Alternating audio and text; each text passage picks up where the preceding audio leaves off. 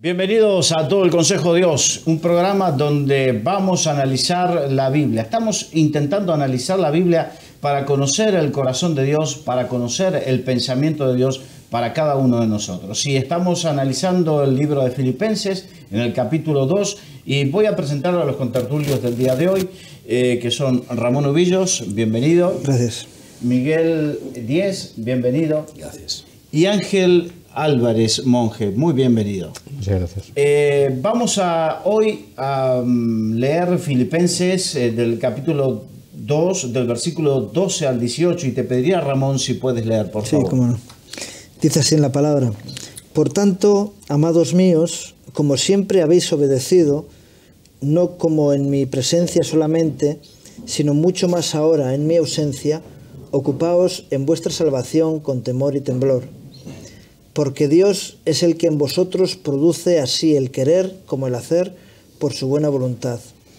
Haced todo sin murmuraciones y contiendas, para que seáis irreprensibles y sencillos hijos de Dios sin mancha, en medio de una generación maligna y perversa, en medio de la cual resplandecéis como luminares en el mundo, asidos de la palabra de vida, para que en el día de Cristo yo pueda gloriarme de que no he corrido en vano ni en vano he trabajado. Y aunque sea derramado en libación sobre el sacrificio y servicio de vuestra fe, me gozo y regocijo con todos vosotros. Y asimismo gozaos y regocijaos también vosotros conmigo. Bien, Ramón, veníamos hablando desde que comenzamos esta carta a los filipenses de la relación peculiar y de gozo que había que tenía el apóstol Pablo con la iglesia de Filipos, y aquí en este pasaje vuelve a hacer mención al gozo y da algunos detalles de por qué ese gozo. Sí, hablábamos en el último programa de la obediencia de Cristo, ¿no? Y aquí también dice, habla claramente el apóstol, como siempre habéis obedecido. Es decir, está hablando de una actitud de obediencia constante en la iglesia, ¿no? Que es algo extraño, es algo especial. La Biblia está hablando constantemente de ovejas díscolas, de un pueblo de dura cerviz, etcétera, etcétera, ¿verdad? Y sin embargo, en este caso nos encontramos con un pueblo obediente. La obediencia es la fuente de la bendición más adecuada, ¿no? Es decir, cuando hay un pueblo obediente, la bendición de Dios viene de forma natural sobre él, ¿no? Y Pablo está reconociendo esa actitud.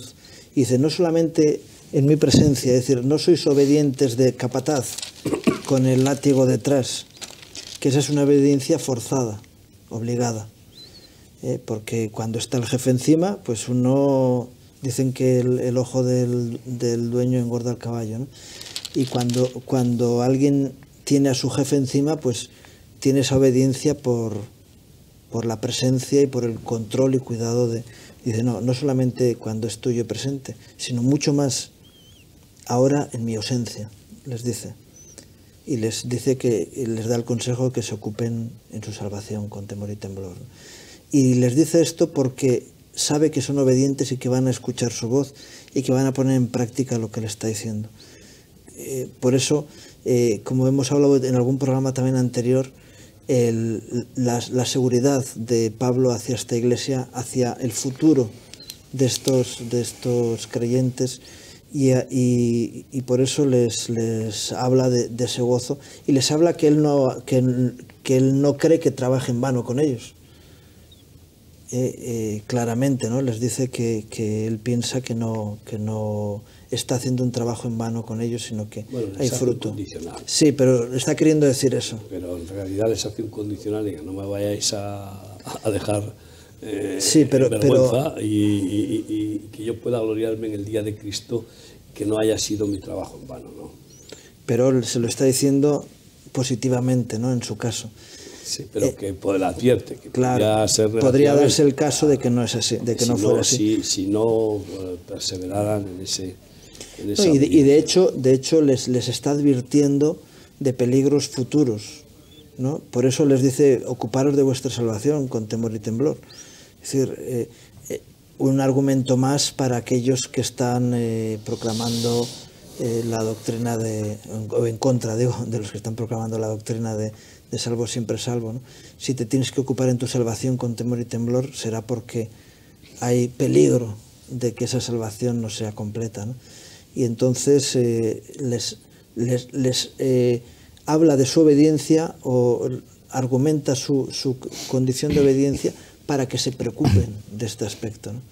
Les dice, como sé que sois obedientes, creo sinceramente que mi llamado de atención va a ser seguido por vosotros, ¿no?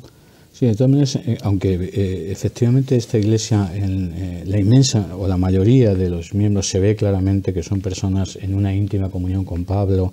Hemos hablado de que fueron capaces de orar por él, de enviarle ofrendas, y era una relación recíproca de amor, pero por los atisbos de algunos versículos muestra que también, quizá en un aspecto de minoría, sí hay algún tipo de problemática, porque como hemos visto en el programa anterior, él está advirtiendo que no se haga nada por rivalidad o por vanidad, y vuelve otra vez a incidir en el mismo capítulo, que tengan cuidado, que no hagan las cosas con murmuraciones, es decir, hace todo sin murmuraciones ni discusiones, para que seáis irreprensibles y sencillos, hijos de Dios sin mancha. Entonces hay exhortaciones dentro de esa actitud de cariño y también de beneplácito, ¿no? Porque efectivamente él cree que efectivamente la inmensa mayoría de los creyentes de Filipos son obedientes, están actuando correctamente, pero él sabe, hay una relación con Filipos, porque hay muchos hermanos que vienen y van con ofrendas, incluso él mismo va a enviar a Epafrodito, que antes ha venido con una ofrenda para él, y luego, bueno, eso lo veremos en otro momento, y luego él le vuelve a enviar al propio Timoteo.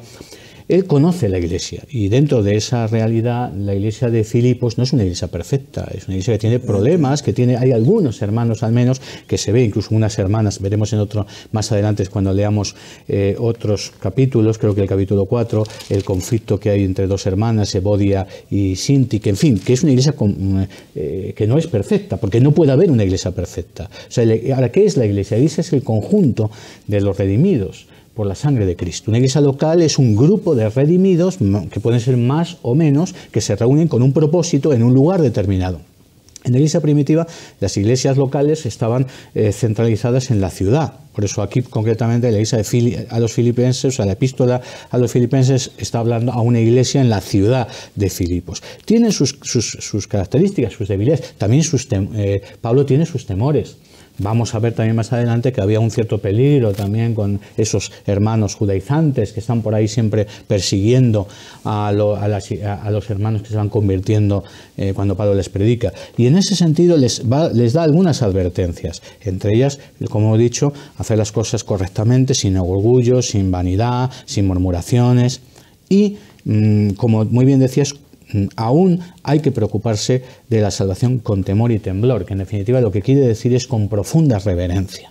Eso es lo que querría decir, porque evidentemente la salvación no se puede guardar con miedo, porque en ningún sentido en la Biblia invita a que tengamos miedo. Los que hemos sido redimidos, el miedo lo tendrá el impío, el miedo lo tendrá el necio, el miedo lo tiene que tener en todo caso aquel que ha menospreciado la salvación, pero los hijos de Dios hemos sido llamados a una gracia salvífica que nos hace familia de Dios. Pero, aun siendo familia de Dios, nunca debemos olvidar que ese Padre, que incluso nos permite decirle papaíto, eso es por pura gracia. Es decir, Él nos permite llamarle papaíto, nos permite una intimidad tan profunda que podemos tener, como tantas veces va a repetir Pablo, ese gozo sobrenatural en medio de las pruebas. Vamos a poder ser llenos del Espíritu. Hay infinidad de manifestaciones de Dios que van a mostrar ese amor, pero cuidado, Dios sigue siendo Dios. Aunque soy hijo de Dios, aunque he sido redimido por la sangre de Cristo, nunca debo olvidar que Él es Dios, que Él es el creador del universo y que Él en sí mismo tiene la capacidad de la vida y de la muerte. Dice la Biblia, no teméis a los que matan el cuerpo, antes bien temed a aquel que puede destruir vuestro cuerpo y vuestra alma en el infierno, ¿no? En fin, Él es Dios el que tiene esa potestad. Así que cuando aquí dice que tenemos que ocuparnos de nuestra salvación con temor y temblor, evidentemente, pues no se puede estar refiriendo al miedo, porque los hijos no deben tener miedo sí a Dios, a la pero a la profunda reverencia. Claro, es la reverencia a un Dios que es soberano y que nos ha regalado algo de un valor inmenso. Yo creo que ese es el sentido.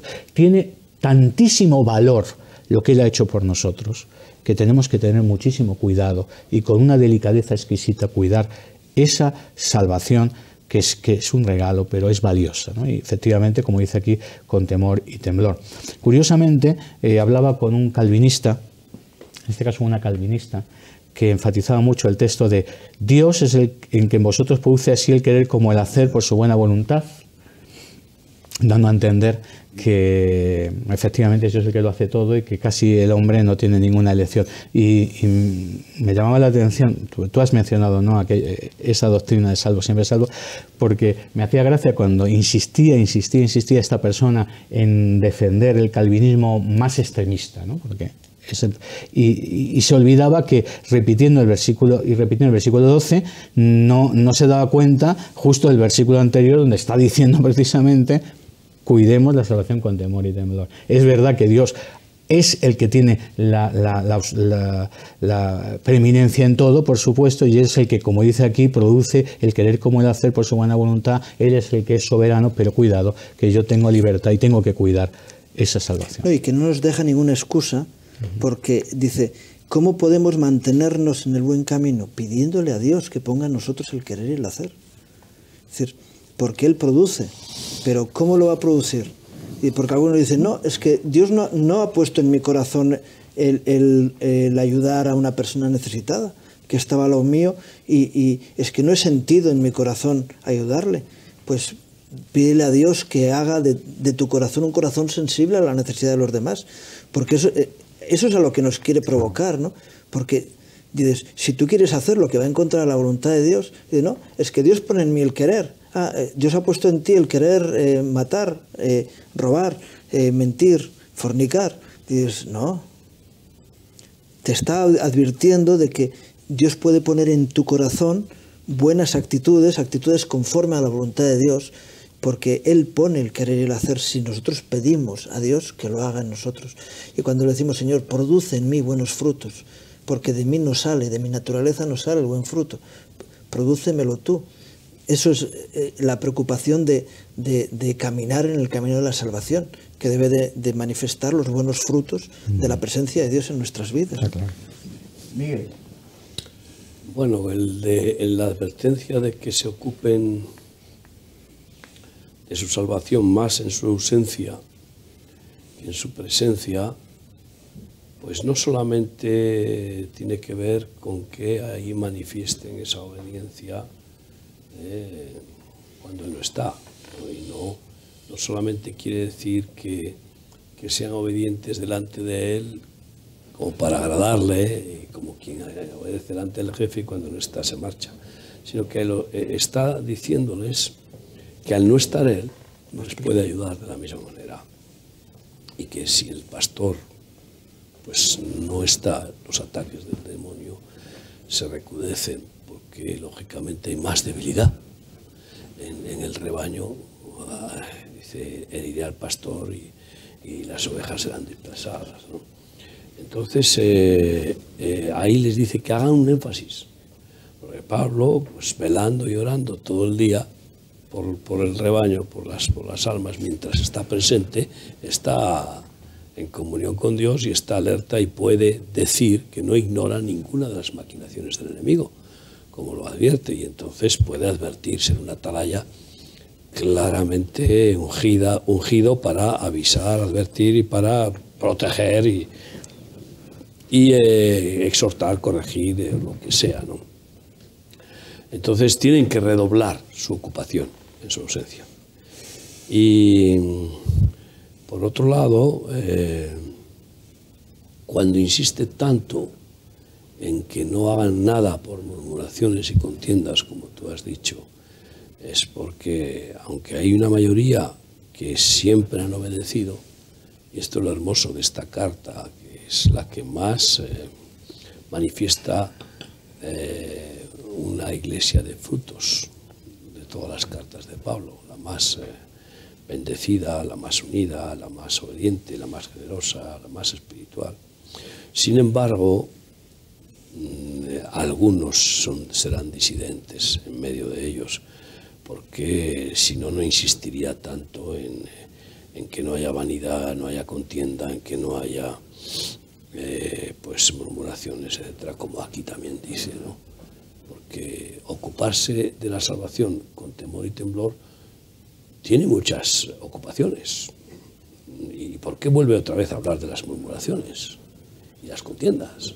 Cuando puede decir otras cosas, como por ejemplo, pues puede hablar de las levaduras de la hipocresía, puede hablar de la levadura de Jezabel, puede hablar de las fornicaciones, puede hablar de las perversiones, lo cual significa de que había disidentes y había un mover de rumores, de murmuraciones o de ciertas minorías que podían leudar toda la masa, ¿no?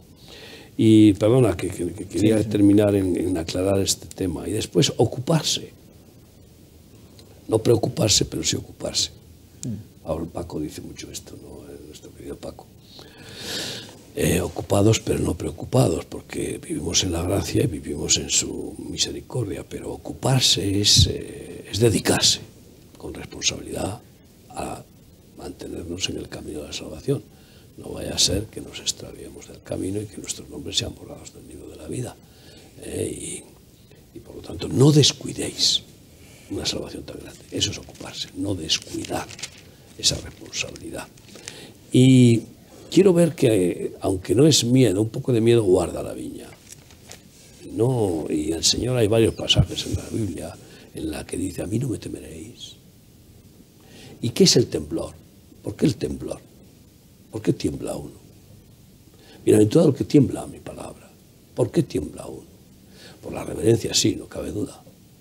Y también porque cuando uno está delante de la santidad, uno se siente polvo y uno se siente pecador.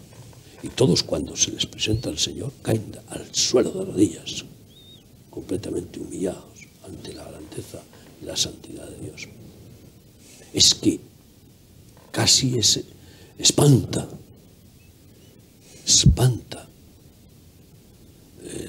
esa santidad y esa gloria, porque claro, escapa totalmente a nuestra concepción, ¿no?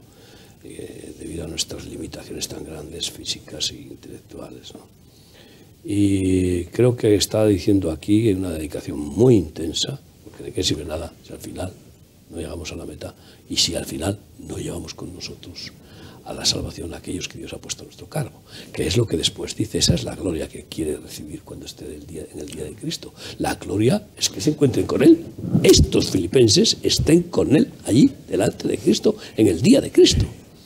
Esa es la honra y la gloria, y eso es lo que se confirmará que su trabajo no será en vano.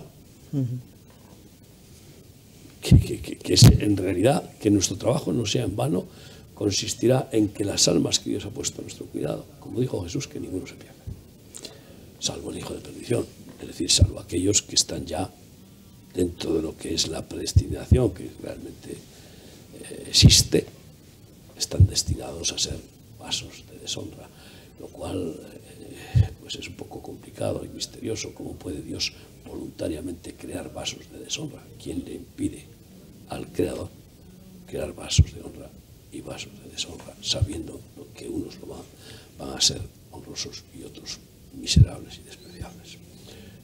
Es un tema que no tenemos que contender con Dios, porque si no diríamos, ¿por qué creó Dios a los demonios sabiendo que iban a ser demonios, que iban a dejar de ser ángeles buenos?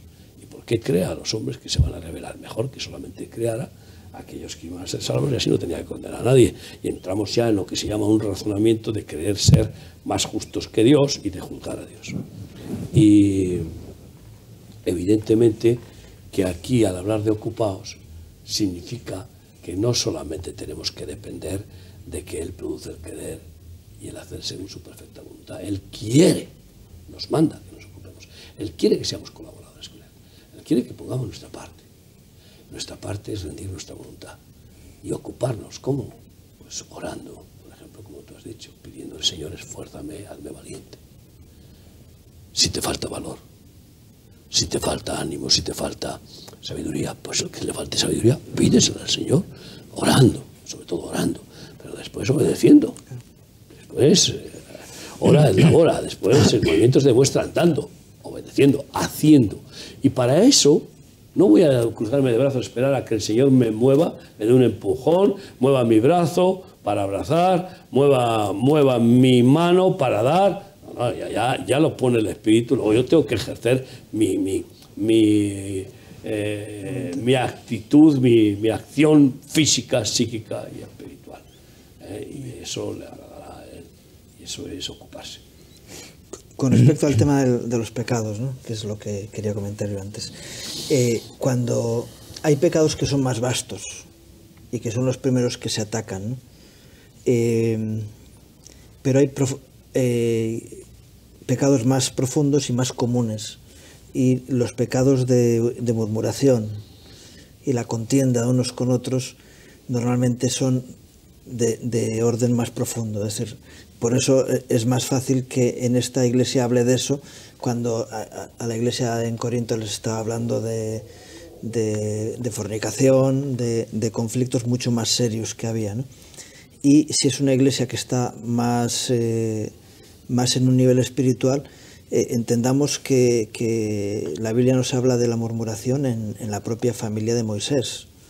Es decir, que es una condición muy natural en el ser humano y muy profundizada, ¿no? Y el propio Santiago nos habla de que el que no ofende de palabra es varón perfecto. Y la forma más profunda, vamos a decir, de ofensa es la murmuración, es decir, no hablar directamente con la persona, sino contar la queja alrededor, y eso es una batalla que está ahí, ¿no? Quiero decir que, porque si el apóstol va precisamente a estos pecados, es porque hay otros que están superados, entiendo yo, ¿no? Y les dice que esto os falta, igual que al joven rico le dijo, para ser perfecto, ¿qué te falta? Pues le incidió en su conflicto personal. Posiblemente estos problemas sí que había en la iglesia, pero yo digo, después de pulir lo más burdo, va quedando luego lo más profundo, ¿no? Y entiendo que porque les dice, para que seáis irreprensibles y sencillos hijos de Dios. Vamos a ese nivel de irreprensibilidad, que creo que se habló en algún programa anterior también, ¿no?, del tema de ser irreprensibles. Que anhelo el intentar buscar esa actitud de ser irreprensibles. Antes hablabas de una iglesia perfecta.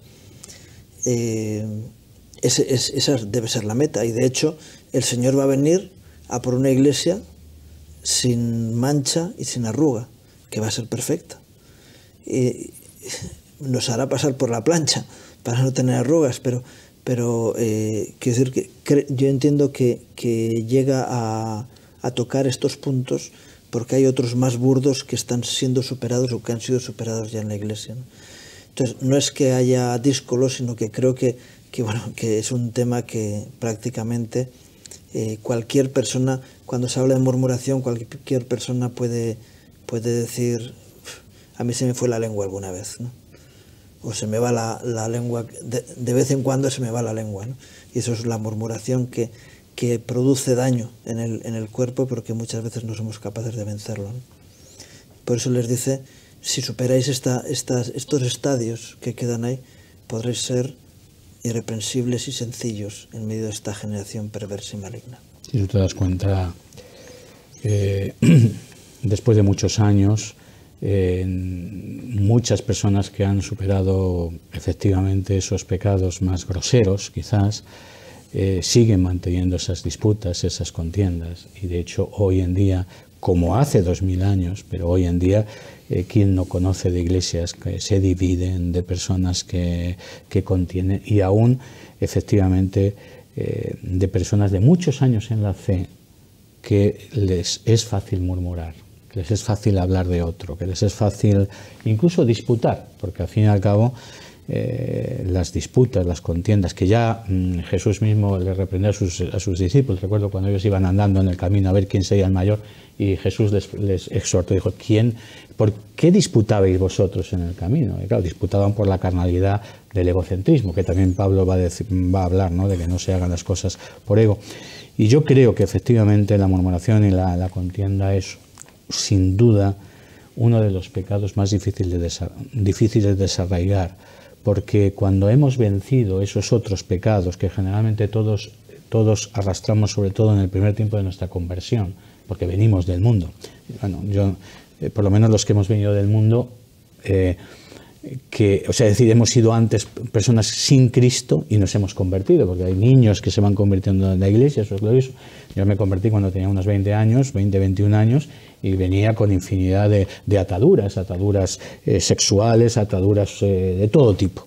Y yo recuerdo que efectivamente los primeros años, sobre todo los primeros 2 años de mi conversión, esos primeros 2 años fueron años en donde tuve que ir venciendo realmente esas ataduras. Y las vas superando. Pero ¿qué ocurre? Que llega un momento que pasan los años, te sientes libre de esas cosas, y estas otras, como son sutiles, porque al fin y al cabo murmurar puede parecer que uno está diciendo la verdad de alguien. ¿Hasta dónde es murmuración? ¿Hasta dónde simplemente es que hay que decir las cosas como son? En fin, hay peligros realmente graves en estas cosas. Y discutir. ¿Cuántas veces he visto personas camuflar sus disputas precisamente diciendo es que tenemos que defender la doctrina? Y con esa aparente, diríamos, verdad, porque es verdad que hay que defender la doctrina, por lo menos la sana doctrina, que por cierto es mucho más sencilla que las elucubraciones teológicas que luego nosotros llamamos doctrina. Pero con ese pretexto discutimos, nos enfadamos, rechazamos a hermanos, pues yo qué sé, porque a lo mejor disputan con nosotros cosas que no serían trascendentes. Así que efectivamente, estoy totalmente de acuerdo, que al final, cuando dice aquí, para que seáis irreprensibles y sencillos, hijos de Dios sin mancha, estas cosas son más difíciles y más fácilmente camufladas en medio de una pseudo santidad que otras. Y sin duda, una iglesia efectivamente que había vencido muchas cosas, y que era una iglesia en su mayoría, por lo menos una iglesia bastante amorosa y espiritual, no estaba exenta de estas dificultades, como en el siglo XXI seguimos viendo hermanos con 30 años en la fe y murmurando también. ¿Y quién de nosotros en un momento determinado no ha tenido ganas de decir algo que no debía? Y llevamos nosotros unos cuantos años. Yo llevo 28 años como pastor y todavía tengo que atar mi lengua porque mi lengua quiere de vez en cuando salir, y como no me da corto, literalmente, pues tengo que luchar. Sí que es verdad, ¿no? Hay que tener cuidado. Bueno, la murmuración, fíjate tú que María, la hermana de Moisés, murmuró contra Moisés, contra el ungido de Dios, y acabó leprosa. O sea, sí, es grave. Es grave porque es contagiosa. La murmuración y la calumnia, y también la murmuración, yo diría que es como una semilla de la calumnia. Puede fermentar hasta ser una calumnia grave, ¿no? Y podemos disfrazarla de opinión. Claro, es una opinión. Se puede disfrazar de muchas es una maneras. queja manifestada. Es una queja y una opinión personal, pero que uno debe de callarse si en esa opinión veja a alguien. Edifica. O produce una maledicencia, que es otra de las expresiones de la murmuración. Es decir mal de alguien. Incluso aunque sea verdad que ese mal existe en esa persona, a lo mejor no es apropiado, ni oportuno, ni el foro, ni el propósito es correcto para decirlo. Porque denunciar el mal de alguien solamente tiene que tener varios propósitos positivos. Uno, para que pueda ser corregido y pueda ser restaurado. Otro, para proteger a los demás de ese mal. En definitiva, todo lo que hagamos como siervos del Señor, el ministerio nos ha sido dado para edificar el cuerpo. Y esa persona que está pues ahora mismo enfermando, como una célula del cuerpo, enfermando él y enfermando a los demás, pues esa persona hay que tratarla para que sanar su enfermedad con el amor con misericordia y la verdad. Pero claro, es que si nos tenemos que volver mudos para no murmurar, pues estamos perdidos. Y entonces, pero claro, a veces si usamos la verdad para herir, estamos, aunque es la verdad, tenemos una mala motivación. Así que todo ese equilibrio viene precisamente medido por el Espíritu Santo cuando nos estamos rendidos, cuando hay humildad. Cuando no hay humildad, es imposible que no critiquemos a los demás, que no denunciemos sus vergüenzas y las expongamos, aunque sean reales, incluso estirándolas y aumentándolas. Y, por lo tanto, también que no murmuremos y no establezcamos contiendas. En definitiva, la base de todo este pasaje es la humildad, la sencillez, para que seáis sencillos. ¿Y qué es la sencillez más que la humildad, no? Irreprensibles, ¿no? Siempre digo que el humilde tiene unas cualidades. La humildad nos produce la facilidad para pedir perdón, la facilidad para perdonar, nos lleva a no buscar protagonismo. Es que incluso hay personas que no soportan el protagonismo, se sienten mal, porque realmente, primero, no se creen meritorias, que también a veces puede llegar a ser una debilidad grande, el echarse para atrás y para atrás y para atrás, ¿no? No es falsa humildad, sino un acobardamiento, un hacerse de menos, ¿no? Menospreciarse a sí mismo tampoco es de Dios. Pero es que el humilde, ya digo, todas las virtudes tienen que venir del Espíritu Santo a través de la humildad. No hay virtud sin humildad, ninguna. Ningún fruto del Espíritu Santo puede manifestarse, porque Dios resiste a los soberbios, ¿no? Y qué fácil es que le demos al pico, ¿no? Que le demos a la lengua, ¿no? La lengua no para, es que es indomable, solo el Espíritu Santo la puede domar. Y creo que es uno de los problemas más graves de las congregaciones. Bueno, de tal punto que la Biblia habla de que el que habla o murmura del hermano lo equipara a un homicida. Ese es un tema muy preocupante. Y por eso Santiago se toma tanto tiempo en hablar de la lengua. Que mata. Que mata. Y que es capaz de encender un fuego tan grande y hacer arder la rueda de la creación. Pero aquí, y vuelvo a donde dice, obediencia en la presencia y en la ausencia. ¿Por qué? Porque tú hablabas de la humildad, que el humilde no es hipócrita, el humilde es humilde en la presencia de sus autoridades o en la ausencia de las mismas. Es su carácter. Vive Jehová en cuya presencia estoy. Aprende a que lo importante no es si está la autoridad, lo importante es que está el Señor. Claro. Una vez, hace unos años, discúlpeme que me tomé este tiempo, estaba pastoreando en una iglesia y era mucho más joven e inexperto. Y cada vez que tenía que viajar, volvía a la iglesia y la encontraba dividida, todo el mundo peleado, un mal espíritu. ¿Por qué? Porque me daba cuenta que había hermanitos que yo había depositado confianza y que eran obedientes y eran buenos hermanitos en mi presencia, pero no en mi ausencia. Y cuando el Señor me dio luz, después de orar y ayunar y decir, ¿por qué cada vez que salgo de la iglesia me sucede esto? El Señor me mostró que había gente que a los ojos del pastor, y tenemos que ser sinceros, muchas veces a los ojos de la autoridad nos movemos de determinada manera, pero fuera de los ojos de la autoridad nos olvidamos que la autoridad no está, pero el Señor sigue estando. La autoridad sigue ahí, porque Dios está ahí mirando y lo ve todo. Pero eso es lo que se llama un doble ánimo. En realidad la apariencia de piedad, la apariencia de fe, la apariencia de amor, la apariencia de sumisión, de obediencia, la apariencia incluso hasta de gozo, ¿no? Y luego está la otra cara, ¿no? de la moneda, la otra faceta de esa esquizofrenia, de ese doble ánimo, que es una realidad diferente, contraria a todo eso. para eso pues hay que ser íntegros. La integridad es fundamental. Y el Señor conoce el corazón del hombre. Yo creo que la religión, de alguna manera, ha caído precisamente en esa apariencia, ha llevado a la gente a esa apariencia, delante del rito, delante del culto, delante de la fiesta, delante de la reunión, y después sale la gente como quien se... Primero porque empieza el predicador, se pone un hábito. A mí me repele esos hábitos, esos cuellos duros, esas batas, esas casullas, incluso algunos pues rimbombantes, vestimentas, ¿no?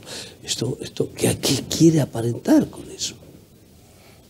¿Te imaginas a Jesús vistiéndose de lino fino y púrpura para ir a predicar a la gente, a las multitudes, que los hace sentar en el suelo allí en el Monte de los Olivos, y que él se sienta en el suelo? No tiene sentido.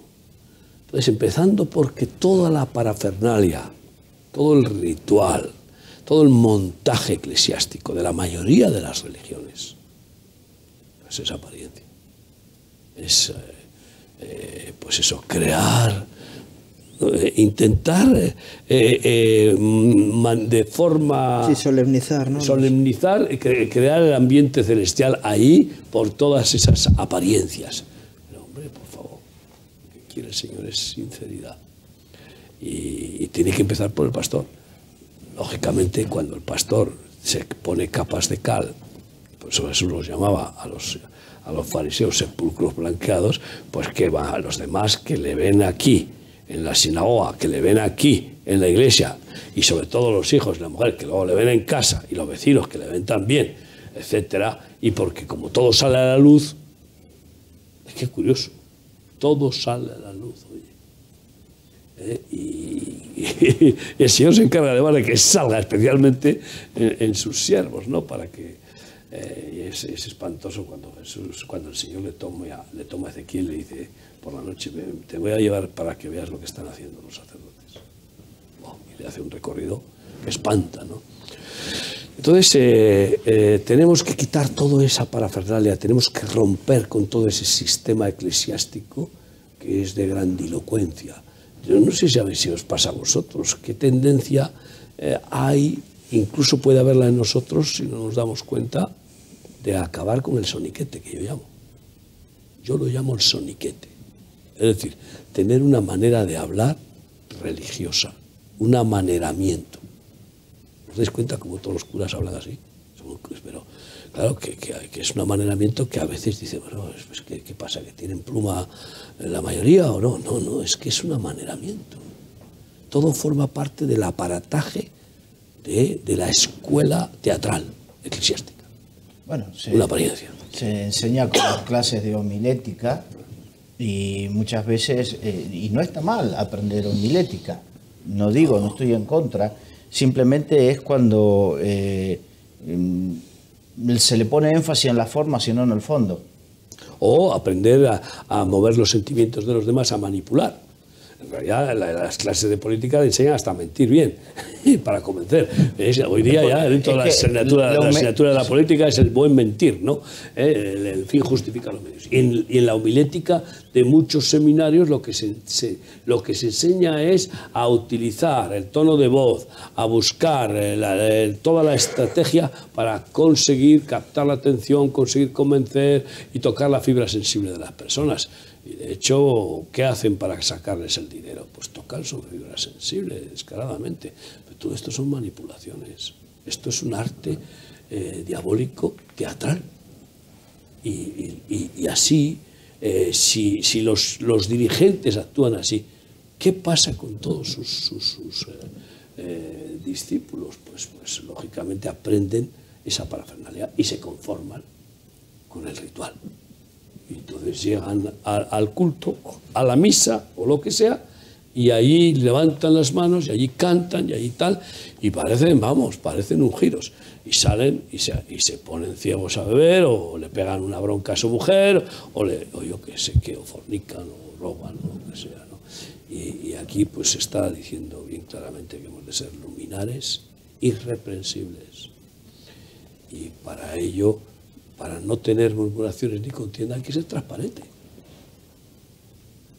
En el momento en que nosotros nos ocultamos con un uniforme, nos ocultamos con un ritual, nos escondemos lo que somos para que no se enteren los feligreses y así no puedan marcharse o no podamos perder el estatus o no puedan protestar, dando prioridad a ese fin, a esa finalidad de aquellos que nos ven, pues estamos convirtiéndonos en unos hipócritas y acabamos pues bueno, siendo una vergüenza, y encima después lo que generamos, esos descendientes, esos discípulos, pues serán lo mismo, más de lo mismo. Hay algo que me gustaría destacar, y es qué piensa el Señor acerca de eso, porque lo enseña acerca del adulterio.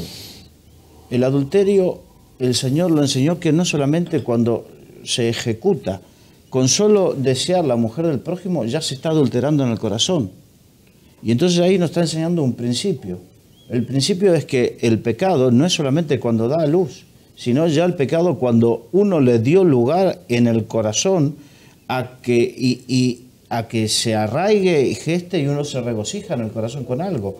Entonces, tú decías, qué difícil es la lengua contenerla. Sí, es verdad, es difícil. Pero el problema es que muchas veces podemos llegar a contener la lengua, pero no contener el corazón. Y tenemos que entender que Dios lo que mira es el corazón ahí.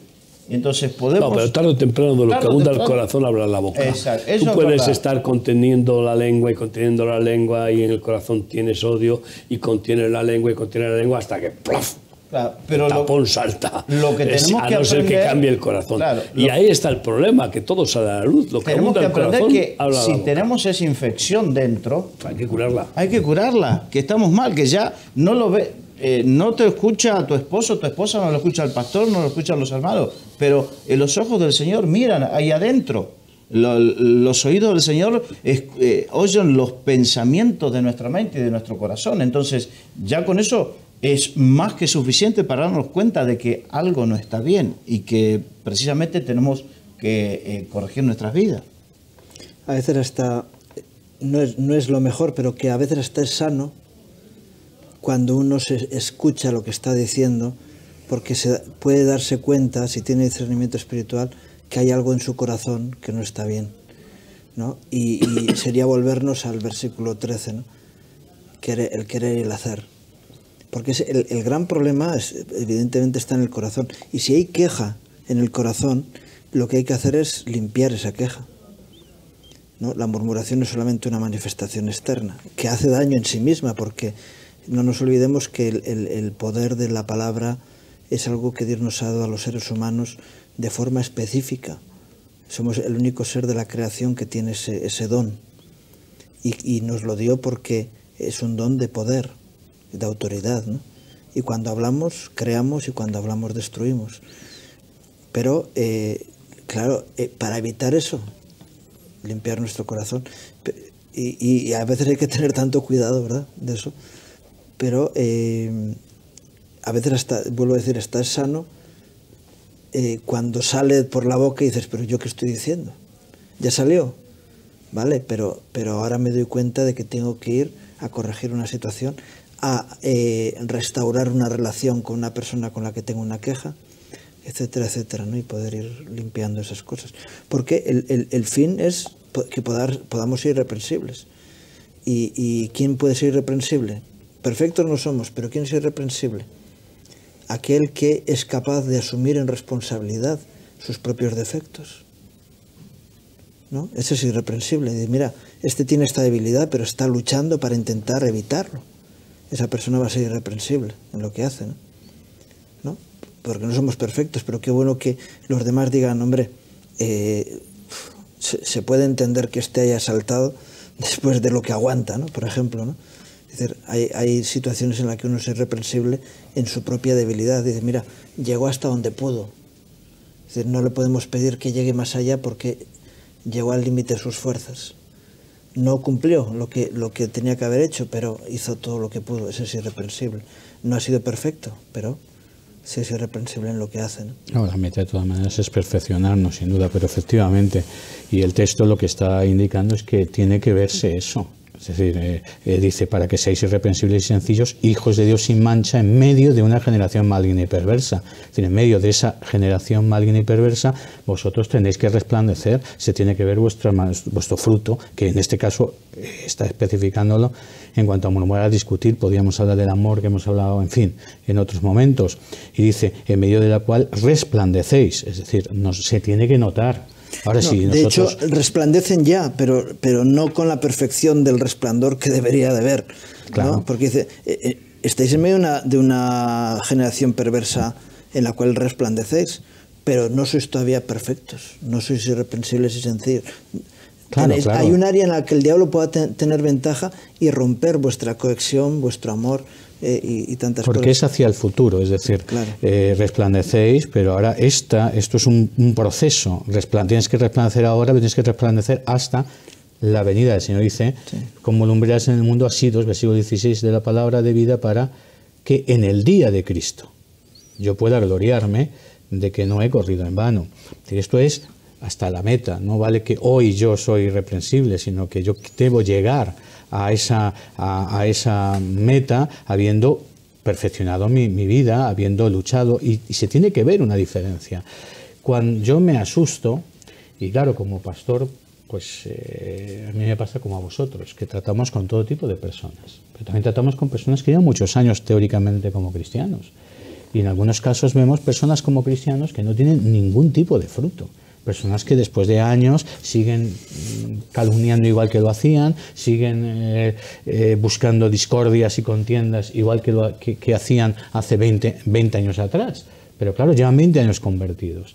Y verdaderamente esas personas son un lastre para la Iglesia. Y en vez de ser luz, lo que son precisamente es lo contrario. Sí, o sea, en un mundo, como en este caso, en una generación maligna y perversa, lo que hace falta es luz.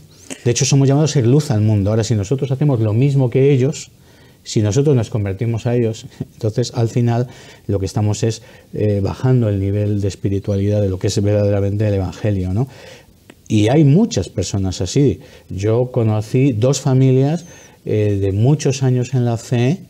Esto es un hecho real. 2 familias importantísimas de muchísimos años en la fe, de gran importancia en una iglesia, y que llevaban años sin hablarse, siendo de la misma congregación, y cuando llegaba el día de tomar la Santa Cena, tomaban la Santa Cena todos, pero ni se miraban unos y otros.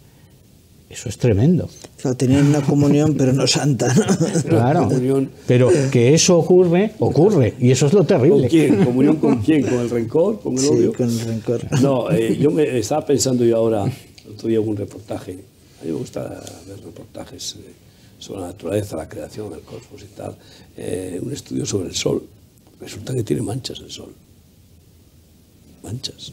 Literalmente se llaman manchas, es decir, zonas, puntos negros, que no sale luz de ellos. Y claro, aquí nos compara con luminares, pero es que resulta que todas las estrellas tienen manchas.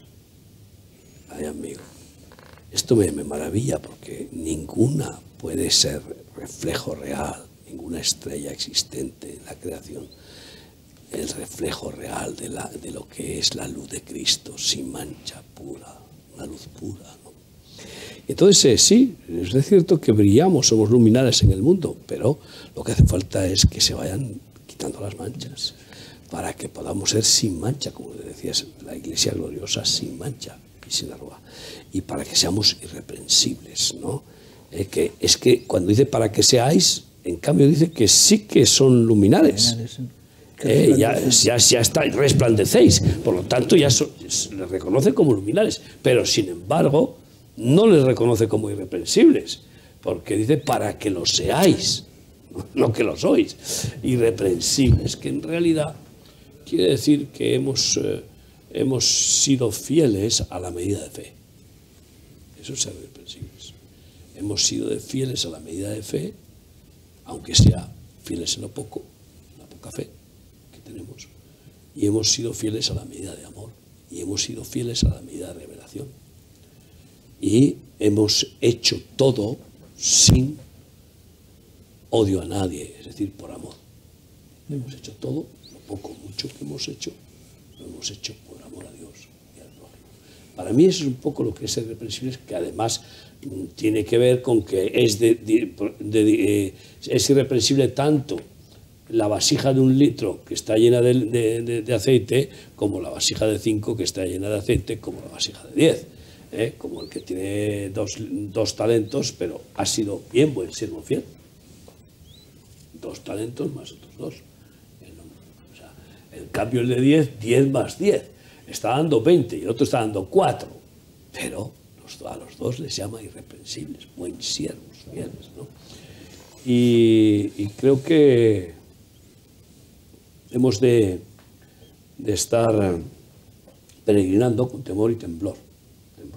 Es decir, cosas horrendas que harán manos del Dios vivo, es decir, realmente un respeto tan profundo de no ofender a nuestro Dios por amor y de no ofender a nuestros semejantes y de humillarnos cada vez que cometemos errores, ¿no?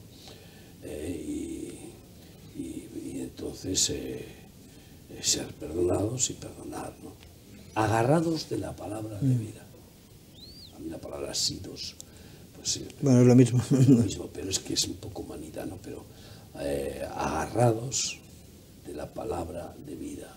Es decir, también podemos decir asistidos, en el sentido de que asidos y asistidos, ¿no? Hay una palabra, bueno, pues...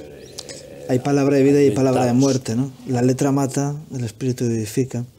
Entonces sí, tiene que ser palabra viva que produzca vida, ¿no? A veces utilizamos la palabra como instrumento de muerte, de juicio, de condenación. Y el mismo Jesús decía, yo no vine a este mundo para condenar al mundo. Mis palabras condenan al mundo, porque el que las oyó y no las pone en práctica va a tener la vergüenza delante del día de su juicio de tener que reconocer que fue avisado y no siguió, ¿no? Pero la palabra tiene que ser palabra de vida, de esperanza, también de corrección, por supuesto. La corrección produce vida, porque quita lo muerto, ¿no? La espada de doble filo que discierne las intenciones del corazón, ¿no? Pero tiene que ser palabra de vida. La palabra, cuando es repetitiva, religiosa, ritual, deja de tener el valor de la palabra viva, ¿no? Y por eso dice, asidos a la palabra de vida, a la palabra que es fresca, que es puntual, que es rema en la vida primero del que la transmite o del que la vive, y luego ejemplo a los demás en esa viveza de la palabra de Dios, ¿no? Quiero decir que no está hablando de que asidos a la Biblia, porque hay quien se dedica a dar bibliazos por ahí y no produce vida con eso, sino que pueda ser palabra que lleva esperanza, que produce fe y que hace que las personas sean edificadas con ella, ¿no? Claro, por eso es la palabra de vida, si no sería letra. Creo que es importante matizar. Bueno, es que vamos a porque muchos usaban letra que mata, ¿no? ¿Cuál es el propósito de un insulto? Vejar, hacer daño. Vejar a la persona. Entonces, dentro del mundo evangélico hay alguno que puede usar la palabra en vez, claro, ya no insulta, ya no dice tacos, porque quedaría ordinario y fuera de todo bien de la iglesia. De la ortodoxia. De la ortodoxia. Pero también puede usar la palabra con el mismo fin. Entonces, no se acuerda de tu parentela, pero usa la palabra con un fin de hacer daño. Entonces, también, por eso es importante lo que tú dices, la palabra de vida. Yo he visto, bueno, yo creo que todos usamos Internet, pienso, no sé si alguno está en la Edad Media, pero yo creo que todos usamos Internet en muchos niveles, y de hecho, sobre todo a nivel de comentarios, es impresionante. Tiene partes extraordinarias y luego partes horribles, como ya sabemos. Pero precisamente nosotros tenemos una página de Facebook como iglesia, ¿no?